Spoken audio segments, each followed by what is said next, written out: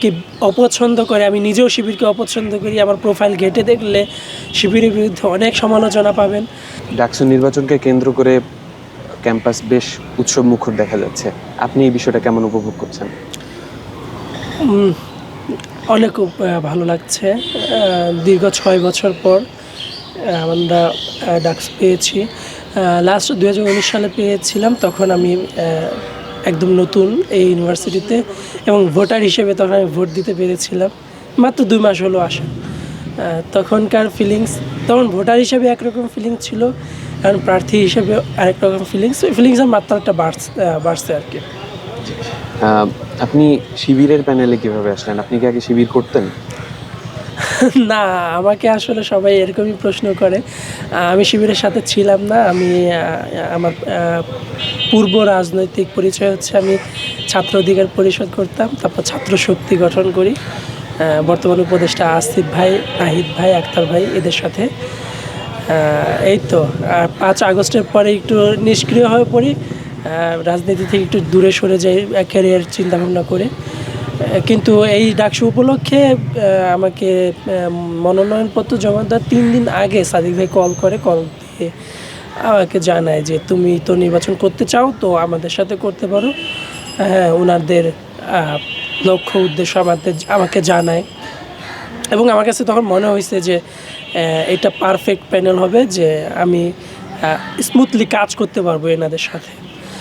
সেদিক থেকে বিবেচনা করে আমার এই প্যানেলে আসার। শিবির ছাড়া অন্য কোনো প্যানেল আপনাকে ডেকেছিল কিনা?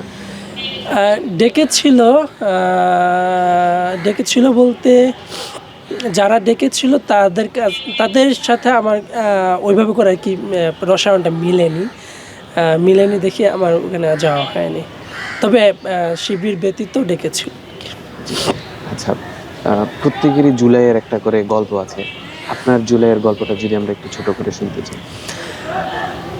আমি যেহেতু সবসময় বিরোধী দলের রাজনীতি করে এসেছি, ছাত্র অধিকার পরিষদ নূর ভাইয়ের সাথে ছিলাম, আমরা তো সবসময় মাঠে আন্দোলনে ছিলাম।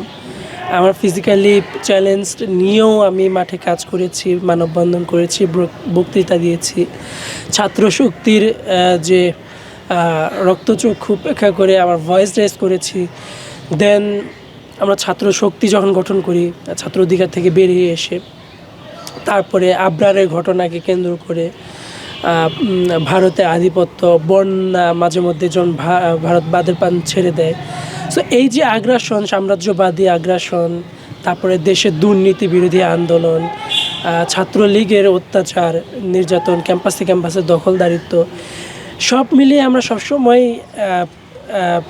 যে ক্ষমতাসীন রেজিম, সেই রেজিমের বিরুদ্ধে প্রশ্ন তুলেছি, কথা বলেছি, আন্দোলন করেছি। জুলাইয়ে আমার জায়গা থেকে আমি সর্বোচ্চটুকু করার চেষ্টা করেছি, সবাইকে সংগঠিত করা, মোটিভেট করা, প্রচারণা চালা, তহবিল সংগ্রহ করা। সো আমার পক্ষে যতটুকু করা সম্ভব ছিল আমি ইনশাল্লাহ ততটুকু করেছি, এবং আমি তাতে বেশ নিজেকে গর্ববোধ করি যে আমি জুলাই, যেখানে 2000 মানুষ মারা গেছে, অলমোস্ট 10,000-এর উপরে আহত, সারা বাংলাদেশের প্রত্যেকটা মানুষ ছোট থেকে বড় পর্যন্ত সবারই কিছু না কিছু কন্ট্রিবিউশন আছে। এই যে একটা বৃহৎ পরিসরের মুভমেন্ট, একটা গণ অভ্যুত্থান, সেই অভ্যুত্থানে আমার প্রত্যক্ষ অংশগ্রহণ আমাকে আলোড়িত করে। সো ইতিহাসে সাক্ষী হতে পেরে আমি আনন্দ ফিল করি এবং খুব গর্ব ফিল করি। জি, সরি আপনি ডাকসুর প্রার্থী হয়ে যে সাহসিকতার পরিচয় দিয়েছেন, এই সাহসিকতা দেখানোর ফলে আপনি রেসপন্স কেমন পাচ্ছেন? শিক্ষার্থীদের কাছ থেকে ফিডব্যাক কেমন পাচ্ছেন? প্রচুর রেসপন্স পাচ্ছি। সবাই আমাকে সাধুবাদ জানাচ্ছে, সাহস যোগাচ্ছে, আমাকে ভোট দিবে সে মানে আশ্বাস দিচ্ছে। তো আমি যেন এগিয়ে যাই, থেমে না যাই, সে নিয়েও অনেকে আমাকে মোটিভেট করছে। তবে হ্যাঁ, এই প্যানেলে আসার কারণে আমাকে কিছু অনলাইনে বুলিংয়ের শিকারও হতে হয়েছে, এটা অস্বীকার করার কিছু নেই। পরিচিত জনদের মধ্যেও অনেকে আমাকে তিরস্কার করারও চেষ্টা করছে, কেন অন্য প্যানেলে গেলাম না সে নিয়েও প্রশ্ন তুলছে। তবে ওভারঅল যতটুকু না কটু কথা শুনছি, তার চেয়ে অনেক বেশি ভালোবাসা পাচ্ছি, সম্মান পাচ্ছি এবং দোয়া পাচ্ছি আর কি। জি। এখন পর্যন্ত শিবিরের প্যানেলে আসার কারণে কোনো হুমকি পেয়েছেন কিনা বা কোনো থ্রেট এসেছে আপনার উপর?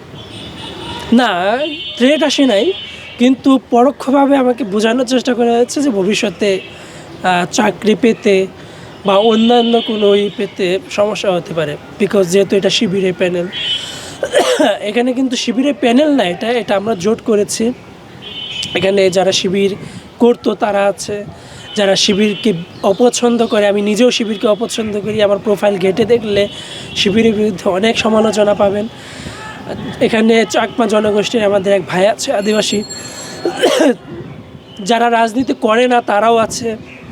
সো সব মিলে এটা একটা ডাইভার্সিটি, একটা প্যানেল। সেখানে শুধু একক শিবিরের হলে তো আমি বিবেচনা করতাম আসবো কি আসবো না, না আসার সম্ভাবনাটা বেশি থাকে। কেন আসবো, আমি তো শিবিরকে ব্যবহার করে ওন করি। জি। জুলাই পরবর্তী সময়ে শিবিরের অবদান বা জামাতের অবদান জুলাইয়ের সময়, এগুলো নিয়ে বিভিন্ন তর্ক বিতর্ক উঠে এসেছে। এই বিষয়ে আপনার মতামতটা যদি একটু বলতেন। জুলাইয়ে আমরা এক ছিলাম, কে শিবির, কে ছাত্রদল, কে বাম, এগুলো কিন্তু আমরা দেখিনি। আমাদের লক্ষ্য ছিল যে ফ্যাসিস্ট আমাদের 16 বছর ধরে আমাদের ঘাড়ে চেপে বসে আছে, আলহামদুলিল্লাহ আমরা সেটা পেরেছি। কেটে নিয়ে